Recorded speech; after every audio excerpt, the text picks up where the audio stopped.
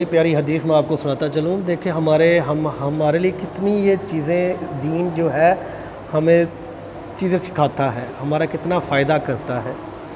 सुनन इब्न माजा की ये हदीस मुबारक है, जिल्द अव्वल बाब जनाज़ों का बयान 1426 ये हदीस मुबारक है।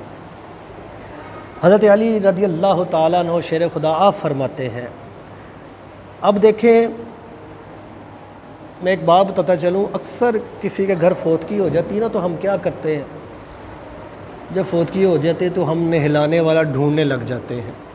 यार कोई बंदा मिल जाए, मस्जिदों की तरफ भागते हैं, इमाम साहब से पूछते हैं यार कोई बंदा दे दो हमारा मैयत को नहला दे, कोई बंदा दे दो हमारी मैयत को नहला दे, ढूंढने लग जाते हैं।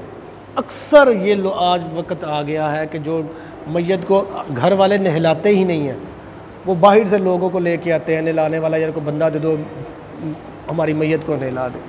हज़रत मोहतरम हदीस सुने कितना हुजूर अकरम सल्लल्लाहु अलैहि वसल्लम ने जो सवाब दिया है।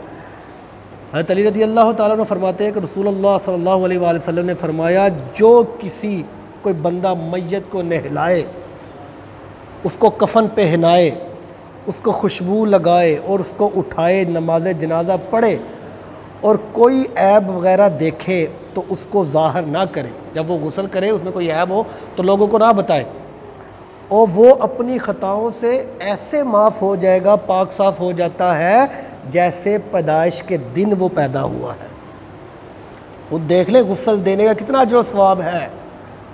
हम तो लोगों को ढूंढने लग जाते हैं, मस्जिदों में चले जाते हैं, इमाम साहब कहते हैं यार मौज़न को दे दो जो आके मैयत को गुस्ल दे, तो हुजूर क्या फरमाता है, जो मैयत को नहलाए, उसको कफन दे, खुशबू लगाए, उसको उठाए, नमाज जनाजा पढ़े साथ जाकर, और कोई ऐब वगैरह उसका देखे तो किसी को ना बताए। अक्सर मैयत में जिस्म में कोई ऐब वगैरह भी हो जाते हैं, ना बताएं। तो हुजूर क्या फरमाते हैं, वो अपनी ख़ताओं से ऐसे पाक साफ़ हो जाता है कि जैसे वो पैदाइश का दिन जैसे उसका होता है, जैसे वो पैदा हुआ है।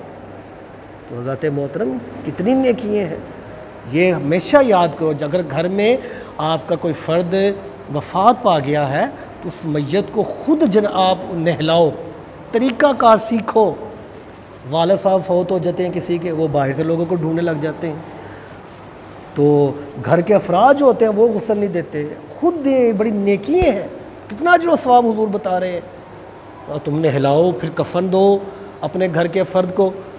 अगर कोई औरत है तो जो घर की औरतें हैं वो ऐसे करें, घर की अपने जो औरतें हैं उसको गुस्ल दें।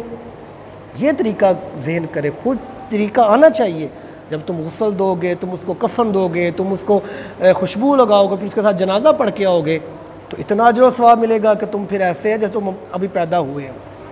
इस तरह तुम्हारे सारी ख़ताएँ माफ़ हो जाती हैं। तो ये बात ज़हन नशीन करें कि हमें तरीक़ाकार आना चाहिए मैयत को गुस्ल देने का। अल्लाह का